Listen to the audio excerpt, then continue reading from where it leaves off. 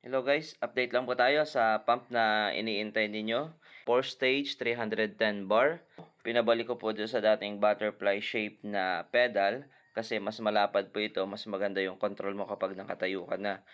Ibinalik din po sa dating size ng gauge. Ang isa ko pa pong ipinabago ay grip. Dati po ay flat lang ito, ipinabalik ko po dito sa unang design kasi po mas gusto ko yung handling ng ganito na meron pang ganyan sa palibot.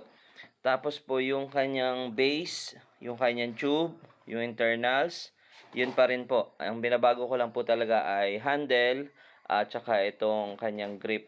Yung mga accessories po katulad nitong 1 meter hose, spare parts, kompleto pa rin po. May oil lang kasama at meron po nitong ganitong filter foam. Ang size ng filter tube, yung malaki pa rin.